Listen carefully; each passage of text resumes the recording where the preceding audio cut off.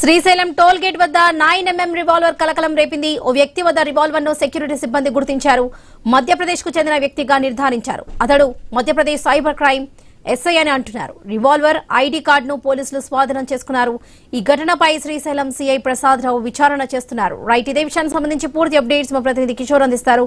కిషోర్, వరలక్ష్మి యొక్క Srisailam toll gate వద్ద ఒక రివాల్వర్ కలకలం రేపింది. అయితే శ్రీశైలం మల్లన్న స్వామి దర్శనానికి వచ్చినటువంటి ఒక వ్యక్తి వద్ద, అంటే మధ్యప్రదేశ్ చెందినటువంటి వ్యక్తి వద్ద ఈ యొక్క రివాల్వర్ కనిపించడంతో పోలీసులు ఒకసారి కూడా అప్రమత్తమయ్యారు. అతని వివరాలన్నీ సేకరించగా అతను మధ్యప్రదేశ్ చెందినటువంటి సైబర్ క్రైమ్ ఎస్ఐగా అతని ఐడి కార్డులు అవన్నీ చూపించడంతో ఈ యొక్క అంశం కాస్త సద్దుమణిందని చెప్పాలి. అయితే పోలీసులు మాత్రం పూర్తి స్థాయిలో కూడా అతని వద్ద రివాల్వర్ ఎందుకు తీసుకుని వచ్చాడు, ఒకవేళ సెలవుల్లో వస్తున్నప్పుడు అవుట్ స్టేషన్ కి వచ్చేటప్పుడు సబ్మిట్ చేయకుండా, అక్కడ సరెండర్ చేయకుండా ఎందుకు రివాల్వర్ తీసుకుని వచ్చాడు, అసలు ఏం జరిగింది, ఇతను చూపిస్తున్నటువంటి ఐడి కార్డ్స్ అన్ని కూడా నిజమైనవా కాదా, అవేమన్నా నకిలీవా అన్న కోణంలో కూడా ఎంక్వైరీ చేస్తున్న పరిస్థితి కనపడుతుంది. అయితే మీడియా అడిగితే మాత్రం స్థానిక పోలీసులు అతను మధ్యప్రదేశ్ చెందిన పోలీస్ డిపార్ట్మెంట్ చెందిన వ్యక్తి అని చెప్పి ఆఫ్ ది రికార్డ్ గా వాళ్ళు కన్ఫర్మ్ చేస్తున్న పరిస్థితి ఉంది. అయినప్పటికీ కూడా పూర్తి స్థాయిలో అతను ఇచ్చినటువంటి వివరాలన్నింటినీ కూడా